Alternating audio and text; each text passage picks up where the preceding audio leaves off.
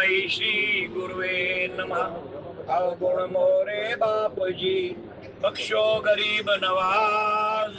जो मैं पूत कपूत हूँ, तो पिता को लाज। सियावर राम जय जय राम, मेरे प्रभु राम जय जय राम। लेकर तेरा आसरा चला करण यह काज, आज सभा में राखियो सतगुरु मेरी लाज। सियावर राम जय जय राम, मेरे प्रभु राम जय जय राम। श्री गुरु चरण सरोज रज, निज मन मुकर सुधार।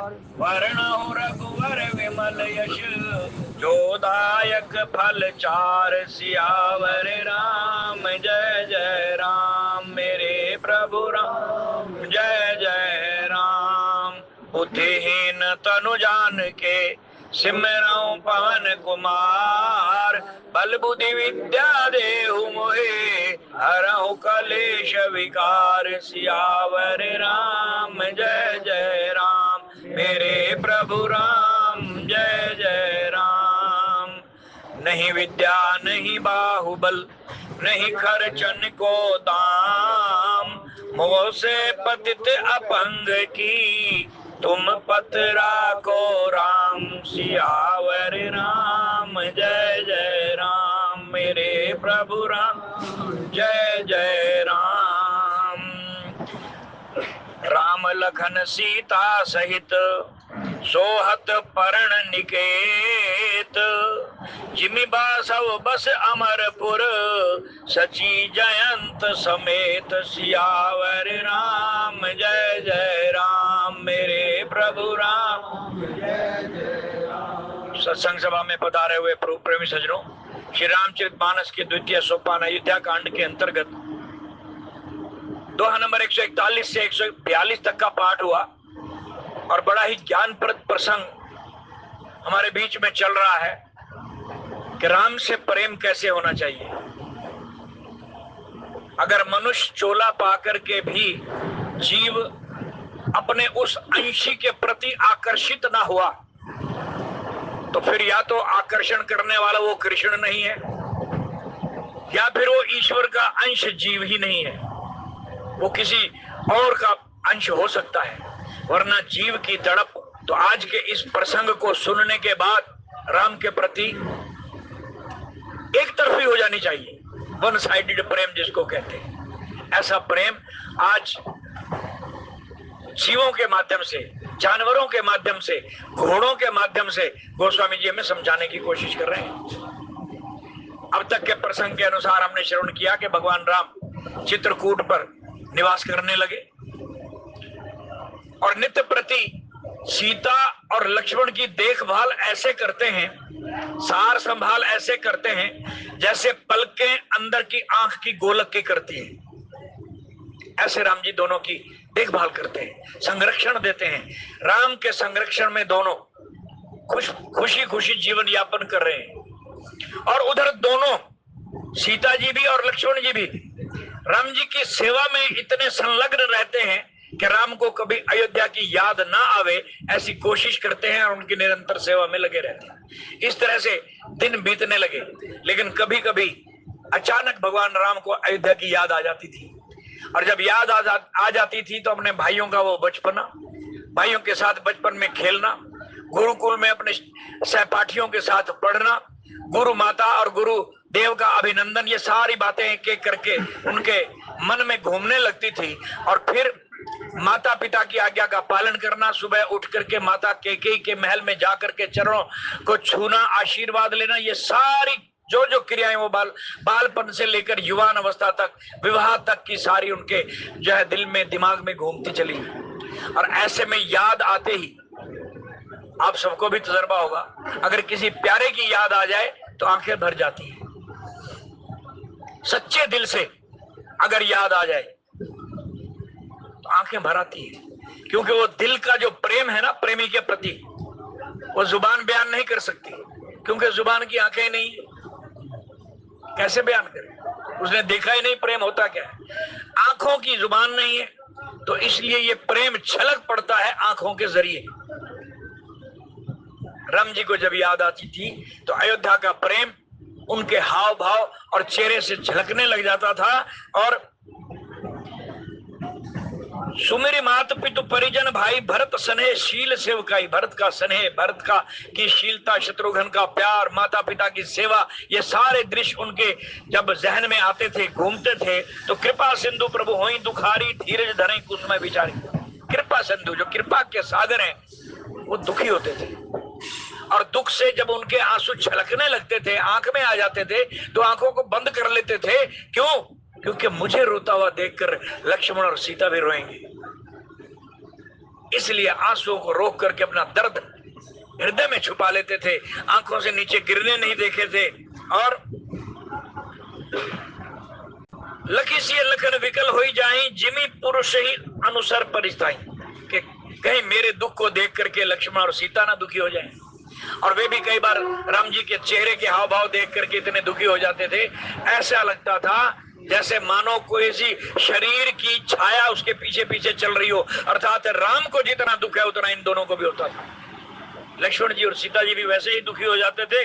प्रिया बंधु गति लखन रघुनंदन, धीर कृपाल भगत उर चंदन। अब अंतर्यामी पार ब्रह्म परमेश्वर हर घट में निवास करते, वे तुरंत समझ जाते थे कि मुझे दुखी देख करके लक्ष्मण और सीता भी दुखी हो रहे हैं। इसलिए धीरज धर करके, धैर्य धारण करके, धीरज धरे कुसुमऊ बिचारी, कि ये समय दुखी होने का नहीं है बल्कि धैर्य धारण करने का है।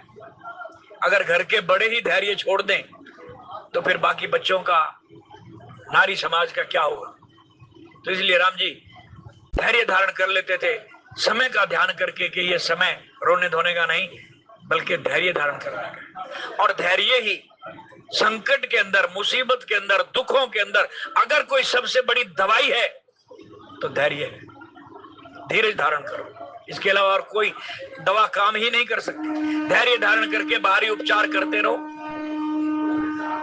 वो समय भी नहीं रहेगा जो तुम्हें दुख दे रहा है, क्योंकि जो सुख देने वाला समय नहीं रहा तो ये भी नहीं रहेगा, ये भी चला जाएगा, क्योंकि समय परिवर्तनशील है। ये सोच करके मन में धैर्य धारण करो, अपने गुरु मंत्र का निरंतर जाप करते रहो, इष्ट देव का निरंतर ध्यान करते रहो। ये बात शंकर भगवान भी मां पार्वती को कह रहे हैं। कथा सुनाते हुए पार्वती को कहते हैं कि देवी, सारी कथाएं सुनने के पश्चात अब तुम व्यर्थ के विचार छोड़ दो और भगवान राम का ध्यान करो। राम मंत्र का उन्होंने मूल राम मंत्र का रहस्य भी बता दिया।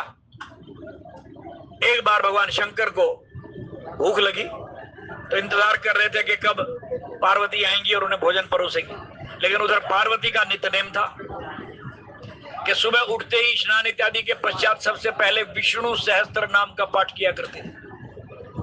वो पाठ कर रही है, इधर भगवान शंकर को भूख व्याकुल कर रही है। लीला है ये, वरना भगवान शंकर को भूख प्यास से क्या लेना देना। 87,000 साल तक जिन्होंने समाधि में बिता दिया हो उनको भूख प्यास व्याकुल कर सकते हैं, लेकिन ये हम लोगों के लिए एक लीला है। प्रभु राम नाम की महिमा बखान करना चाहते हैं, इसलिए ये लीला की। मां पार्वती आई, भगवान शंकर ने कहा कि देवी बड़ी देर लगा दी, मुझे तो बहुत भूख लगी हुई थी, क्या कर रही थी तुम? तो पार्वती ने कहा कि प्रभु आप तो जानते ही हैं मेरा नित्यनेम, सुबह उठ करके रोजाना विष्णु सहस्त्र नाम का पाठ करती हूँ। भगवान विष्णु के 1000 नामों का निरंतर अर्थ सहित पाठ करती हूँ। भगवान शंकर मुस्कुराने लगे कि देवी तुम्हारी ये समस्या आसान कर दूं तो? बोले वो कैसे? कहेंगे इतना समय लगाती हो, मैं आपको एक ऐसा मंत्र देता हूं कि उसका एक बार जाप करने से विष्णु के 1000 नाम के जाप करने का फल मिल जाता है। बोले वो कौन सा नाम है ऐसा? तो बोले राम रामेति रामेति रमो रामे वरानने सहस्त्र नाम समतुल्य राम नाम वरान मनोरमे। हे देवी 1000 नाम का पाठ अर्थ सहित करना और उधर एक बार राम का नाम ले लेना बराबर है। राम नाम की महिमा बखान की भगवान शंकर ने कथा सुनाते हो। राम की कथा क्या है उसका विस्तार तो बाद में किया, लेकिन उससे पहले राम नाम का विस्तार संक्षेप में कर दिया कि एक बार राम का नाम लेने से हजारों नामों का फल मिल जाता है। ऐसे प्रभु राम धैर्य धारण करते करके वन में वो दुख की घड़ियां बिता रहे हैं और अपने भाई लक्ष्मण और सीता जी को नाना प्रकार की अनुभव की कहानियां, पुराणों, वेदों, शास्त्रों की सुनी हुई कथाएं सुनाते हैं। छिन छिन लखी सिय राम पद जानी, आप पर नेह करत न सपरे लखन चित बंधु बात पितुगे। वो दोनों राम जी की सेवा में लग जाते हैं, लक्ष्मण जी और सीता जी। इधर राम जी समय निकाल करके इन दोनों को विभिन्न प्रकार की कथाओं में लगाए रखते हैं ताकि इनका ध्यान अपने घर की ओर ना जाए। यह है सत्संग का माध्यम। हम लोग जितनी देर सत्संग में बैठे, कहीं भी बैठे, राम का नाम सिमरन करने के लिए बैठे, तो कोशिश ये हो कि मन का अभ्यास इतना परिपक्व हो जाए, इतना पक्का हो जाए कि बार बार मन बाहर की तरफ भागे तो वापस खींच करके सत्संग में ले आओ कि कथा सुन ले पहले, बाद में बार भाग लेना। मन को समझाओ। मन का चंचल स्वभाव है, ये कथा सुनते सुनते कहीं दौड़ जाता है। हम यहाँ बैठे हैं शरीर से और मन दौड़ रहा है कहीं और, किसी का व्यापार में, किसी का परिवार में, किसी का बच्चों में, किसी का कहीं तो किसी का कहीं, टिक के नहीं बैठता ही। तो इसका जो रुकने का फार्मूला भगवान श्री कृष्ण ने कहा, बताया अर्जुन को कि इसका अभ्यास कर निरंतर। अभ्यास करते करते करते करते ये रुक जाएगा। ये मुश्किल नहीं है, असंभव नहीं है। और अभ्यास के साथ साथ संसार से मन को विरक्त कर दे, संसार की ओर दौड़ने ना पाए, संसार की याद इसमें आने ना पाए। अर्जुन तेरे जैसा तजुर्बेकार इस काम में माहिर है और जल्दी मन को कंट्रोल कर सकता है। बोले वो कैसे? कहने लगे गुरु के दिनों को याद कर, जब तू गुरु द्रोणाचार्य के आश्रम में शिक्षा ग्रहण करता था तो तूने अभ्यास से ही तो उस जो है चिड़िया की आंख में बाण मारा था। गुरु ने कहा था कि पक्षी जो बैठा है पेड़ के ऊपर क्या दिखाई दे रहा है, तो अर्जुन ने कहा मुझे पक्षी की आंख दिखाई दे रही है, सिर्फ आंख दिखाई दे रही है। तो गुरु ने कहा था बाण चलाओ। ऐसा अभ्यास कर करके तो इतना अभ्यस्त हो गया कि घूमती हुई मछली की आंख में बाण मार दिया। ये अभ्यास से संभव हो सका था। अभ्यास से ही एकलव्य ने विश्व विजेता का खिताब अर्जित कर लिया था। ये तो गुरु द्रोणाचार्य ने परीक्षा लेने के लिए, या यूं कहो कि तुम्हें सर्वश्रेष्ठ धनुर्धर साबित करने के लिए उसका अंगूठा मांग लिया। वरना अभ्यास के कारण ही वो इतना परिपक्व हो गया था, जबकि गुरु उसके साथ नहीं बैठता था, गुरु की मूर्ति सामने रखता था। गुरु की मूर्ति बना करके मूर्त से आज्ञा लेकर के वो अभ्यास करता था। तो ऐसा करत करत अभ्यास के जड़मती होत सुजान, रसरी आवत जात ते सिल पर होत निशान। बार बार की रस्सी खींचने से कुएं पर जो शिला पड़ी होती है, पत्थर पड़ा होता है, उस पर भी निशान पड़ जाता है रस्सी। अभ्यास करो, मन बाहर भागेगा। इतना कठिन अभ्यास करो कि इसको बार बार खींच करके वहीं सत्संग में ले आओ। कहीं कथा सुन, कहीं अगला प्रसंग छूट ना जाए। जैसे सती से छूट गया, सती कथा सुनने के लिए बैठी, सत्संग सुनने के लिए बैठी, अगस्त मुनि सुना रहे हैं, लेकिन सती का मन बाहर है। फिर थोड़ी देर बाद मन आता है, एक प्रसंग सुनता है, कुछ फिर बाहर भाग जाता है। परिणाम यह निकला कि कथा समाप्त हो गई, सती ने कथा नहीं सुनी और साक्षात पार ब्रह्म परमेश्वर जिसकी कथा सुनी थी, राम अवतार की कथा सुनी थी, वो राम सामने आ गए मनुष्य रूप में, और सती पहचान नहीं पाई। कारण कि मन को अभ्यास करके रोक नहीं पाई थी, जिसके कारण उसको पति का बिछोड़ा सहन करना पड़ा, एक जन्म छोड़ना पड़ा, दूसरे जन्म में फिर जन्म लेकर के फिर कथा सुनी। तो यहां सत्संग में जब भी आए, पहली कोशिश ये रहे कि मन जैसे जैसे बाहर के विचारों में खोने लगे तो कंट्रोल करके, अभ्यास करके इसको वापस वहीं ले आओ। इसी प्रकार नाम का जप करते हुए, नाम का अभ्यास करते हुए भी बार बार सिमरन करते हुए मन बाहर भागता है। इसका स्वभाव है भाई। ये जब अपना स्वभाव नहीं छोड़ता तो हम क्यों छोड़ें? हम तो मनुष्य हैं। इसका स्वभाव है बाहर भागना, और हमारा स्वभाव है इसको खींच करके मन पर नियंत्रण करना, इंद्रियों का दमन करना, मन पर निग्रह करना। ये हमारा काम है। तो ये बार बार रोज रोज करने से ये पक्का हो जाएगा, ये हार जाएगा, फिर इससे दोस्ती लगा लो। जब ये हार जाए तो इससे दोस्ती लगा लो, और दोस्ती ऐसी लगाओ कि भैया सत्संग से जुड़ जा, नाम से जुड़ जा। जब ये नाम से जुड़ जाएगा तो बस बन गया काम। इतना हमें करना है। इसके लिए ये मत सोचना 2-4 दिन का काम है। प्रभु की कृपा हो जाए तो एक दिन में भी हो सकता है, और ना हो तो पूरा जीवन भी लग सकता है। लेकिन निराश नहीं होना, मैदान छोड़ करके भागना नहीं। निरंतर की रोज की लड़ाई है, लड़ते रहो। एक दिन मन हारेगा, मन हार जाएगा। तो आज छिन छिन लखीसिए राम पद जानी आप पर ने, भगवान राम निरंतर सत्संग सुनाते हैं, अनेकों प्रकार की कथाएं सुनाते हैं ताकि इनका मन अयोध्या की ओर ना दौड़े, घर की याद ना आए। हमें यहाँ बैठे बैठे घर की याद आने लगे तो मन को सत्संग के साथ जोड़ दो, ध्यान से सत्संग सुनने लग जाओ, मन को घर की याद आनी बंद हो जाएगी। यहाँ रुचि लेने लगेगा, आनंद लेने लगेगा, ऐसा आनंद लेगा कि अगला प्रसंग क्या होगा वो सुनो, सस्पेंस है, आगे क्या आने वाला है, एक ट्विस्ट है कथा के अंदर, वो क्या होने वाला है, मन इसमें रुचि लेने लगेगा, आनंद लेने लगेगा। तो भगवान राम इस तरह से उनको कथाएं सुनाते हैं ताकि इनका मन अयोध्या की ओर, अपने घरों की ओर ना जाए, घर की याद ना आए। इसलिए छिन छिन लखीसिए राम पद जानी आप पर ने, निरंतर बारंबार राम जी के चरणों में ध्यान लगा करके और अपने ऊपर राम का प्रेम देख करके कि भगवान राम हमारे को किस तरह से कथाएं सुना करके हमारे मन को यहाँ लगाने की चेष्टा कर रहे हैं कि हमारा मन वन में लग जाए और घर की याद ना आए। तो ऐसा राम का प्रेम देख करके छिन छिन लखीसिए राम पद जानी आप पर नेहु, करत न सपने लखन चित बंधु मात पितु गेहु। लक्ष्मण जी अब इतने परिपक्व हो गए, इतना अभ्यास उनका पक्का हो गया, घर की याद सपने में भी नहीं आती, घर की याद भूल गए। ये है सत्संग का असर। अगर हम भी निरंतर सत्संग सुने तो हमें भी घर गृहस्थी की याद नहीं आएगी। हम यहाँ इतनी संख्या में लोग रोज यहाँ बैठते हैं, अन्य स्थानों पर भी हम सत्संग सुनते हैं, धार्मिक ग्रंथ भी पढ़ते हैं, लेकिन माफ करना बात कड़वी लगेगी, हम में से गिनती के लोग हैं जो यहाँ बैठ करके ध्यान से सत्संग सुनते हैं, गिनती के, ज्यादा नहीं होंगे, 5, 7, 10। बाकी तो फिजिकल तो यहाँ बैठते हैं आकर के। अब उनसे पूछोगे अभी 5 मिनट पहले कौन सा प्रसंग चल रहा था, बता नहीं सकते। मैं दावे के साथ कहता हूँ सिर्फ 5-4 आदमी ही बता पाएंगे, वही बता पाएंगे जिन्होंने मन की लगाम को खींच करके सत्संग से जोड़ दिया है, वही बता। लेकिन बाकी तो इधर उधर झांकते रहेंगे, बातें करते रहेंगे, सिर्फ उनका शरीर यहाँ पड़ा हुआ है, रखा हुआ है, मन तो कहीं और है। ये बात भले ही कड़वी लगे लेकिन सत्य है, सच्चाई है कि हमारा मन सत्संग से जुड़ता ही नहीं। अगर जुड़ जाए कायाकल्प हो जाए, मनुष्य जन्म में आना इस जीव का सार्थक हो जाए। पता नहीं कितने शरीर ये जीव छोड़ करके आया है, करोड़ों जीव ने शरीर बदले हैं अब तक।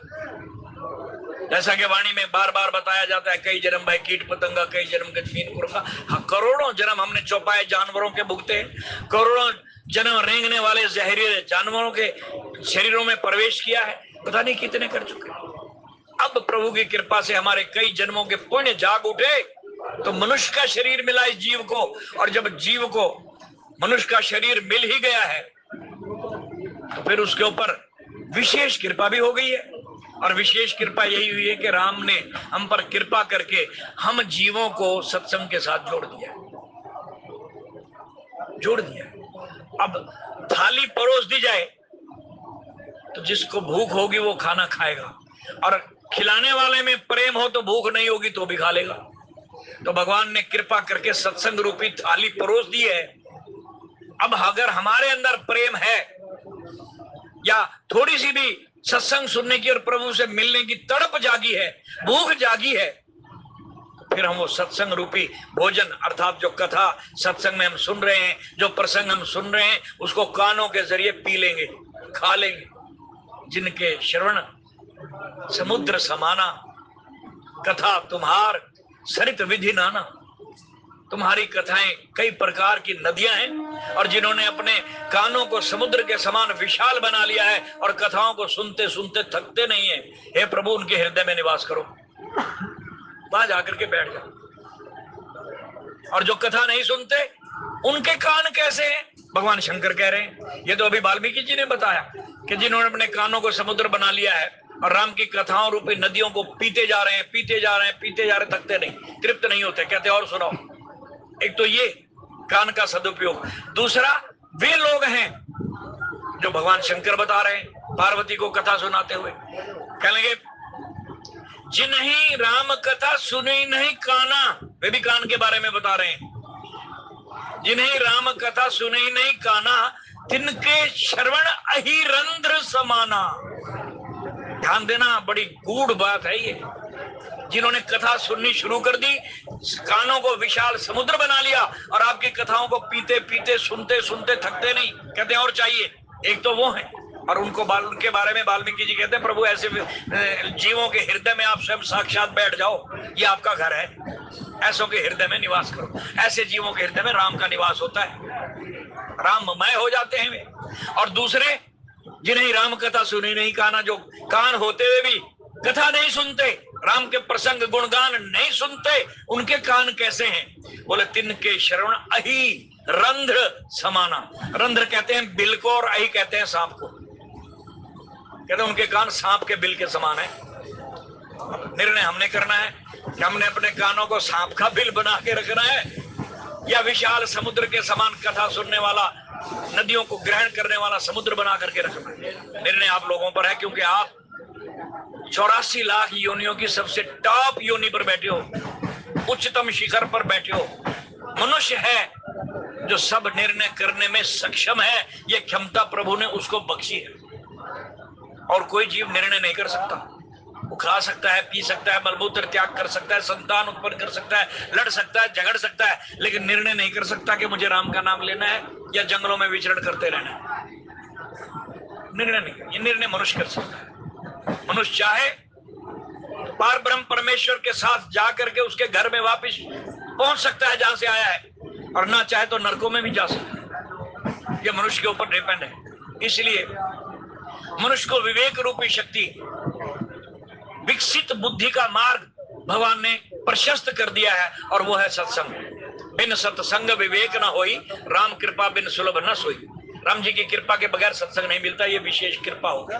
अब इस कृपा का और अपने पूर्व जन्म के किए हुए शुभ कर्मों का, पुण्यों का फल मनुष्य योनि, और कृपा का फल सत्संग का मिलना, इसका लाभ उठा लिया जाए तो ज्यादा अच्छा है।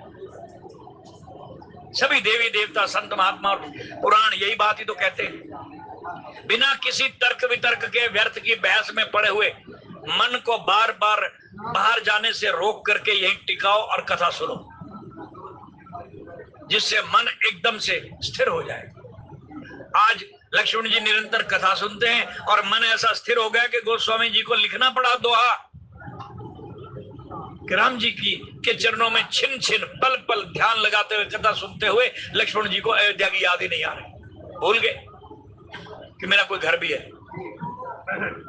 यह है कथा और सत्संग का फल। और उधर राम संग सिय रहती सुखारी, पुरजन परिजन गृह सुरति बिसारी। राम संग सिय, लक्ष्मण जी की तो हालत सुन लिया आपने कि किस तरह घर बार की याद भूल गए सेवा करते करते और कथा सुनते सुनते। उधर सीता जी का भी यही हाल था। क्या था? श्री राम जय जय राम, श्री राम जय जय राम।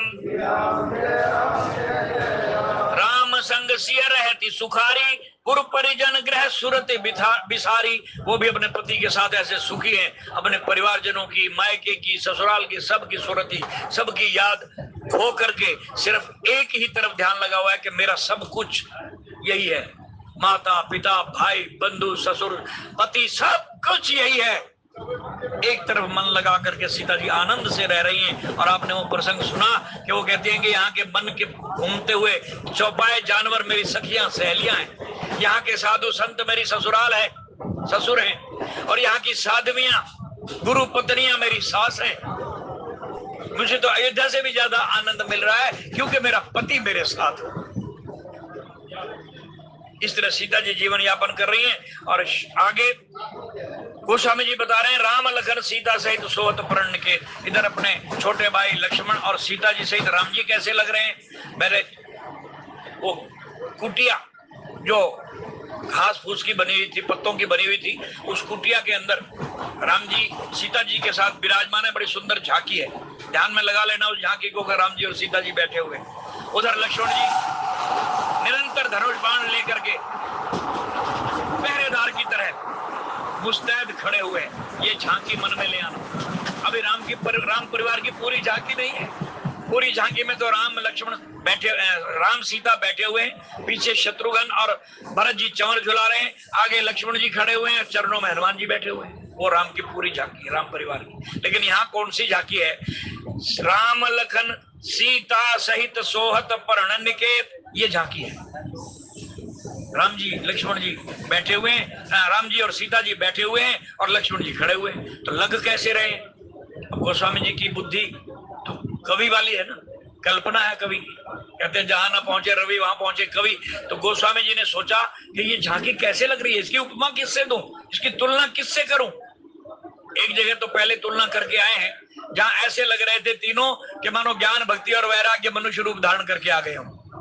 ज्ञान भक्ति और वैराग्य ये आध्यात्मिक गुण है जो हम सब के अंदर है, लेकिन लगता ऐसे है कि जैसे साक्षात मनुष्य रूप धारण करके आके बैठ गए हो। लेकिन यहाँ किसकी उपमा दें? तो यहाँ उपमा ध्यान में एक ही आई कि जैसे इंद्र अपनी पत्नी शची के साथ अपनी राजधानी अमरावती में आनंद से बैठा होता है और उनका छोटा सा बच्चा जयंत उनके आगे अटखलियां कर रहा होता है, जयंत उनके सामने खेल रहा होता है, वो परिवार, उसके साथ तुलना कर दी इंद्र के परिवार के साथ। कि जिस तरह इंद्र अपनी पत्नी के साथ अमरावती नगरी में सुख से रह रहा होता है, ऐसे लगता है कि भगवान राम भी इसी झांकी के अनुसार ऐसे बैठे हुए जैसे इंद्र अपनी पत्नी शची के साथ और पुत्र जयंत के साथ कुटिया में आ बैठा हो, आकर के बैठ गया। ये झांकी गोस्वामी जी सोच करके कल्पना करके लिख रहे हैं और फिर जोग वही प्रभु सिय लख रहे हैं, कैसे पलक विलोचन गोलक जैसे से वही लगन सिय रघुवीर जिमी अब अविवेकी पुरुष शरीर।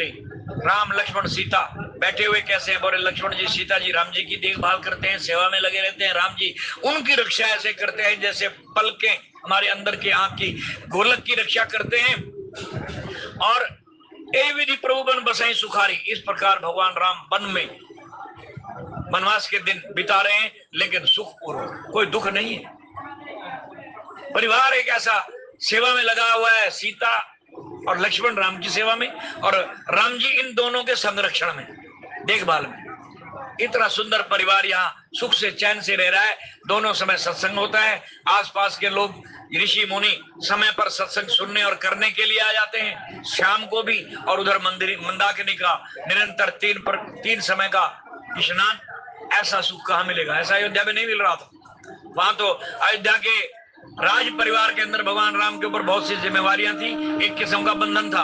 और भगवान राम जब वन का नाम सुन करके अयोध्या से निकले, अपने महल से बाहर चले, तो गोस्वामी जी ने उपमा भी यही दी थी कि राम जी अपने महल से ऐसे बाहर निकल करके तेज तेज कदमों से चले हैं जैसे कोई हाथी का बच्चा जेल से छूट करके भागा हो या पिंजरा तोड़ के भागा हो। अयोध्या राम के लिए बंधन था। जिस कार्य के लिए राम ने अवतार लिया था, उस कार्य को रोकने के लिए ये अयोध्या बंधन थी। और आज वहां से ऐसे निकले जैसे बंधन से मुक्त होकर के हाथी का बच्चा निकलता है। तो आज यहाँ स्वच्छंद घूम रहे हैं, आनंद ले रहे हैं। अयोध्या से भी ज्यादा आनंद आ रहा है राम जी को। कहू राम बन गमन सुहावा, सुनो सुमंत्र अबध जिमि जावा। अब यहाँ कथा को थोड़ा सा मोड़ देते हुए, ट्विस्ट देते हुए गोस्वामी जी लिख रहे हैं कि अब तक मैंने आपको राम वन गमन की लीला सुनाई, किस तरह अयोध्या से चले और यहाँ आकर के अपने वन के दिन बिता रहे हैं। अब मैं आपको वो कथा सुनाता हूँ कि महाराजा दशरथ की आज्ञा लेकर के, उनका हुक्म लेकर के सुमंत्र जब चला था, तो दशरथ की यही आज्ञा थी कि 5, 7, 10 दिन इनको वन में घुमा करके वापस ले आना। तो सुमंत्र अब वापस कैसे अयोध्या पहुंचा? क्योंकि राम लक्ष्मण तो जा नहीं रहे, दशरथ की आज्ञा का पालन हो नहीं सका, तो सुमंत्र पर क्या बीती वो कथा सुना रहे। अब जब उनको वहां स्थापित करके कुटिया में बिठा करके निषादों का राजा, भीलों का राजा निषाद राज गु, राम का परम प्रिय मित्र, अपनी राजधानी श्रृंगवेरपुर में वापस आया, तो उस स्थान पर पहुंचा गंगा के पार आकर के, जहां सुमंत्र का रथ खड़ा। दूर से देखा रथ, इसका मतलब सुमंत्र जी गए नहीं अभी, ये तो रथ सुमंत्र का खड़ा हुआ है। ये सोच करके तेज तेज कदमों से दौड़ता हुआ आया और बिलखने लगा। फिर वो निषाद प्रभु ही पहुंचाई, सचिव सहित रथ देखे सी आई। देखा खाली रथ ही नहीं खड़ा, बल्कि मंत्री जी भी उसमें बेसुध पड़े हुए, सुमंत्र जी भी बेसुध पड़े हुए हैं रथ के अंदर। तो उसको बड़ा दुख हुआ, व्याकुल हुआ, बोले मंत्री विकल बिलोक निषादु, कहीं न जाए जिस भयो विषादु। मंत्री को व्याकुल देख करके, रोता हुआ देख करके, बेसुध अवस्था में पड़ा हुआ देख करके निषाद राज, राम का ये परम प्रिय मित्र वो बड़ा दुखी हुआ। सुमंत्र की दशा देखी नहीं गई। मानो 6 दिन हो गए राम जी को गए हुए, 6 दिन से इसने कुछ खाया पिया ना हो, निढाल जैसे कोई निर्जीव शरीर पड़ा होता है और आंखों से आंसू बह बह करके सूख गए हैं गालों पर। ऐसी अवस्था सुमंत्र जी की हो गई। इस अवस्था में सुमंत्र को देख करके मंत्री विकल बिलोक निषादु, कहीं ना जाए जस भयो विषादु। जितना उसको दुख हुआ गोस्वामी जी कह रहे मैं लिख नहीं सकता, बयान नहीं किया जा सकता कि निषाद राज को कितना दुख हुआ होगा। मंत्री को इस अवस्था में देख करके राम राम सिया लखन पुकारी, प्रयो धरनी तल व्याकुल भारी। इधर जैसे ही उसने आवाज लगाई, जोहार मंत्री वर जोहार, ऐसी आवाज सुनते ही सुमंत्र जी एकदम से रथ से उठे, खड़े हो गए कि मानो निषाद की आवाज है तो राम लक्ष्मण भी आए होंगे। लेकिन जब देखा कि निषाद अकेला ही आया है, राम लक्ष्मण नहीं आए हैं, तो देख राम राम सिया लखन पुकारी, प्रयो धरनी तल व्याकुल भारी। देखा ये तो अकेला है, राम लक्ष्मण तो आए नहीं, तो पुकार करने लगा, हा राम, हा लक्ष्मण, हा सीता, तुम कहां। एकदम पछाड़ खा करके रथ से नीचे गिर पड़ा, जमीन पर गिरा जैसे पेड़ का टहना कट करके गिरता है, ऐसे गिरा। और जैसे ही गिरा तो देखी दक्षिण दिशी है ही नाई, जनु बिनु पंख व्यग अकुलाई। ये तो हो गई मंत्री की दशा कि राम का न आना देख करके किस तरह वो व्याकुल होकर के धरती पर गिरा, राम राम और सीता का नाम पुकारते हुए। उधर घोड़ों की दशा क्या हो गई? उन्होंने देखा कि हमारे मंत्री जी रथ से नीचे गिर पड़े हैं और इधर निषाद राय अकेला है, तो उन्होंने पीछे मुड़ के देखा कि ऐसा क्या देख लिया मंत्री ने जो इस तरह पछाड़ खा करके गिर पड़ा। देखा तो सुमंत्र निषाद राज अकेला आया है और राम लक्ष्मण है नहीं, तो दक्षिण दिशा की ओर वो गया था उनको लेकर के, तो घोड़ों ने भी दक्षिण की तरफ मुंह फेर लिया, गर्दनें घुमा ली घोड़ों ने। और जब देखा कि राम लक्ष्मण सीता आए नहीं, इसलिए मंत्री की यह हालत हो गई है, पछाड़ खा करके गिरा है। तो देखी दक्षिण दिशी है ही नाई, तो घोड़े भी अपनी भाषा में रोने लगे, हिनहिनाने लगे। घोड़ों की अपनी जबान होती है, अपनी आवाज होती है, उस आवाज में हिनहिनाने लगे। जनो बिनु पंख बिहग अकुलाही, जैसे कोई पक्षी पर कट जाने के बाद व्याकुल होकर के तड़पता है, ऐसे घोड़े तड़पने लगे। और क्या करें, नहीं तृण चरही न पियहि जल, मोचहि लोचन बारी, व्याकुल भय निषाद सब रघुवर बाजी निहारी। घोड़ों की इस दशा को देख करके जो ना पानी पी रहे हैं, ना घास खा रहे हैं, ना दाना खा रहे हैं, कुछ नहीं खा रहे, मानो जैसे कोई भूख हड़ताल करके बैठ गया हो, ऐसे राम के वियोग में घोड़ों की ये दशा हो गई। खाना पीना छूट गया, सब कुछ छोड़ करके सिर्फ आंखों से आंसू बह रहे हैं, रो रहे हैं और हिनहिना रहे हैं। और घोड़ों की इस व्याकुलता को, राम के विरह में इस तरह तड़प को देख करके वहां खड़ा हुआ निषाद समाज, भीलों का समाज बड़ा दुखी हुआ कि हमारे से तो ये घोड़े अच्छे जो राम के वियोग में बाजी ले गए। अभी आरती का समय हो गया है, वरना प्रसंग तो बहुत गूढ़ और रहस्य भरा है कि प्यार कैसा होना चाहिए राम से। ये तो अभी मैंने घोड़ों का प्रेम देखा है, और पक्षी भी कैसे प्रभु से प्रेम करते हैं वो आने वाले वक्ता से हम कल श्रवण कर पाएंगे। बड़ा ही रुचिपूर्वक, प्रेम से भरपूर प्रसंग हमारा मार्गदर्शन करने वाला है कि हमारा प्रेम भी काश ऐसा हो जैसे ये जानवर भगवान के साथ प्रेम करते हैं। इन्हीं शब्दों के साथ वाणी को यह विश्राम, त्रुटि के लिए क्षमा। बोलिए राजा रामचंद्र।